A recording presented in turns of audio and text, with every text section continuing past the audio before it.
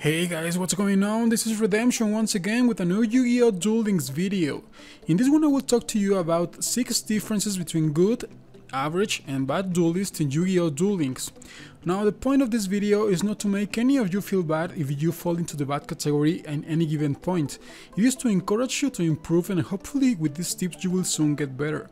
Remember, the key to success is to identify your weaknesses and work on them to improve and get better in anything you want.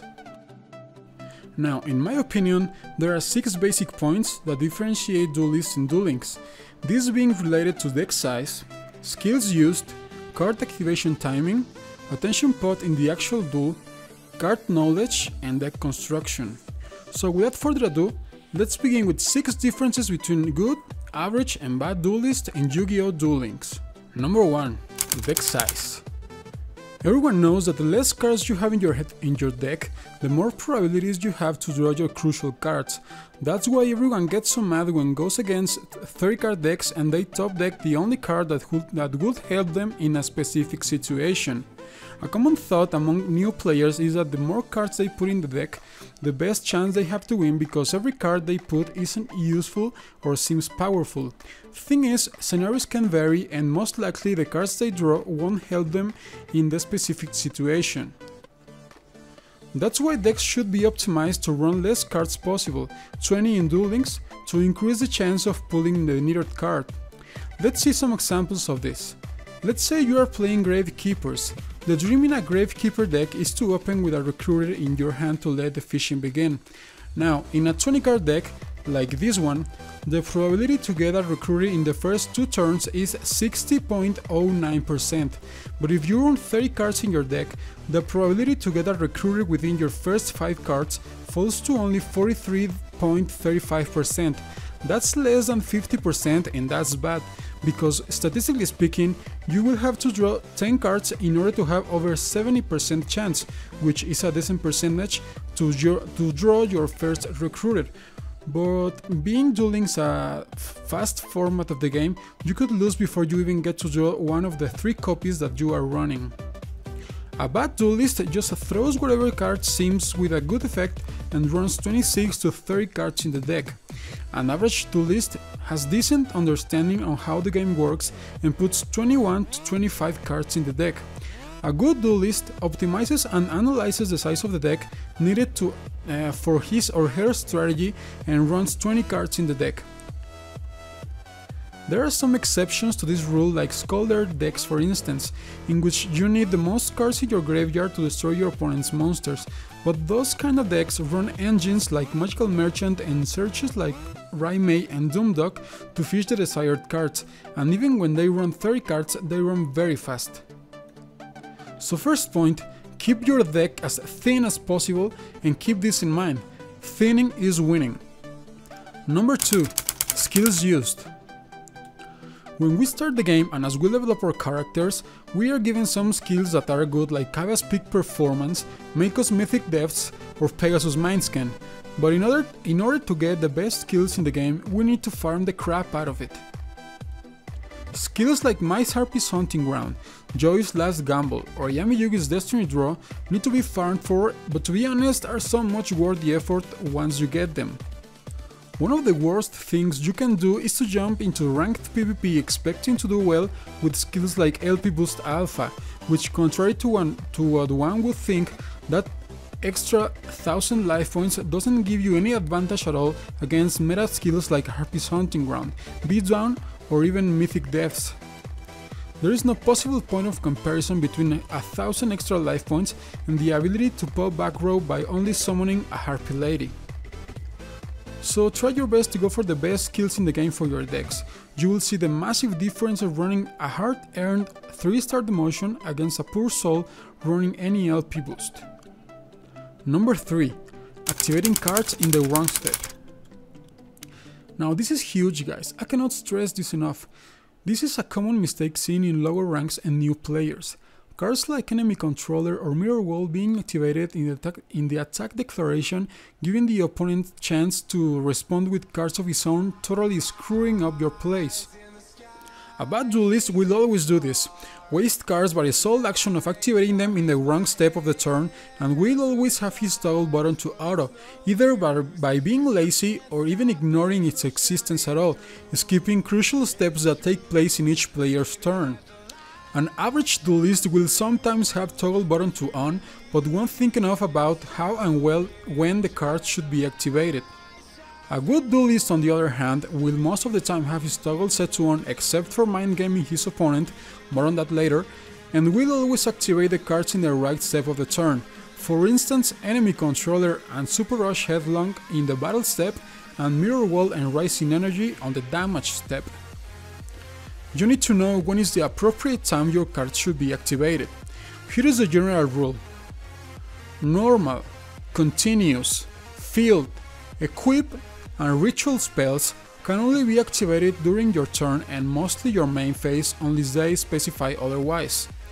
Normal and continuous trap cards can be activated at almost any time during either player's turn if it was set the turn before and if the requirements meet.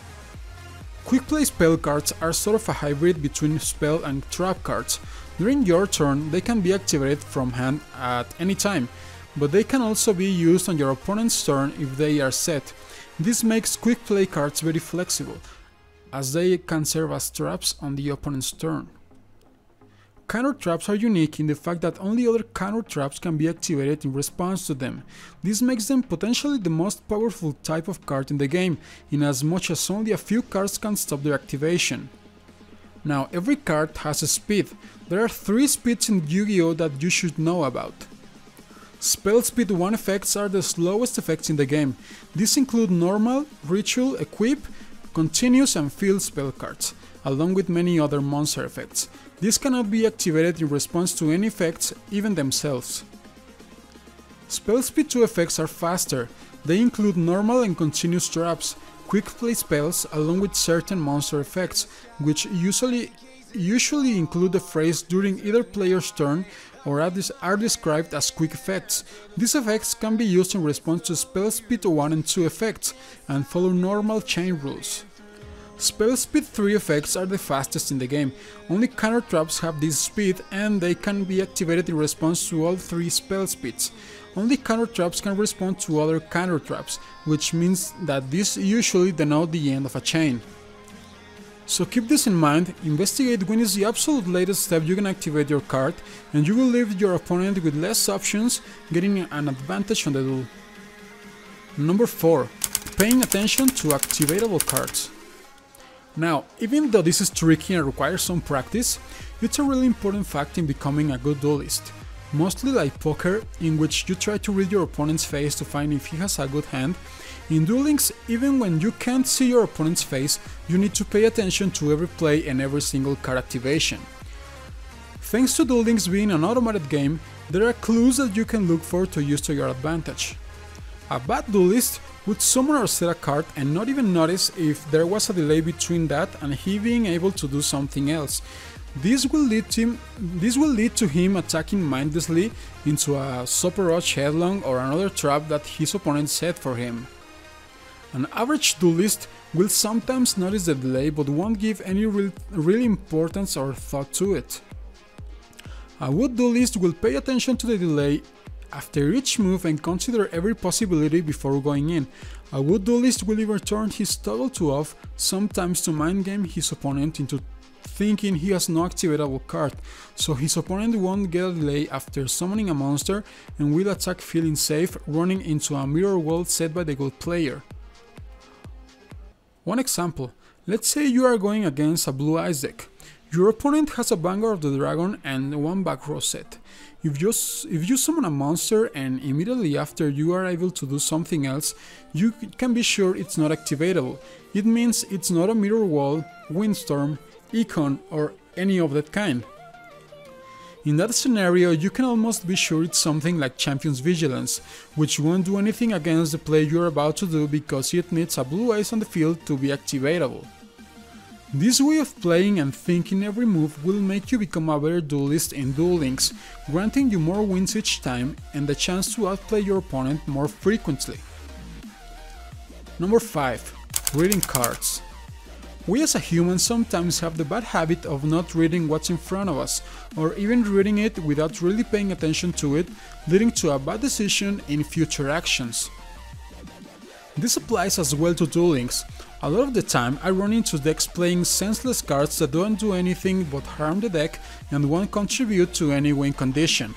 Cards like Dark Magician in a Dragon deck, Heart of the Underdog in Gemini, or Clowns without any back row are as consistent as playing 3 auto charges in a deck with non-normal monsters. A bad duelist will do that, adding cards to his deck because its effect sounds useful or even because the art is cool and not thinking if the card is actually gonna be useful to his playstyle or strategy. An average duelist will have a better understanding of the cards and know every card and effect on his deck like the back of his hand. A good duelist, however, will know every card in the game and think which card fits better to the strategy he is planning when building his deck. We are in a pretty good spot right now in Duel Links, in which, according to yugidex.com, we have only 1,424 released cards, which doesn't even come close to the number of cards released in real-life Yu-Gi-Oh!, which, according to the wiki, as of April 2017 goes up to the absurd number of 8,400 cards, without counting anime and manga exclusives. As a fun fact, if you want to count them in, we go up to the ridiculous number of 13,000 cards. Now, I'm not saying that you go read and memorize every single card in the game, but at least have a good knowledge of them and read them as they get released so you can build your deck the best way it can be built. Number 6. Deck construction and net decking. One of the key factors why players are not successful in any given game is because they don't pay attention and real thought into the way they are playing it. Happens in League of Legends with runes, masteries and builds, happens in RTSs like StarCraft with strategies, and happens in real-life Yu-Gi-Oh! And Duel Links with net decking. Now, what is net decking? It's nothing but the act of looking into the internet for successful decks and copy them thinking they are gonna provide the same result it gave to the copied player. A bad duelist will always copy decks from the web, only to find that they don't give the same result and getting mad because they often invest on them, thinking they will win tournaments instantly and become the best duelist.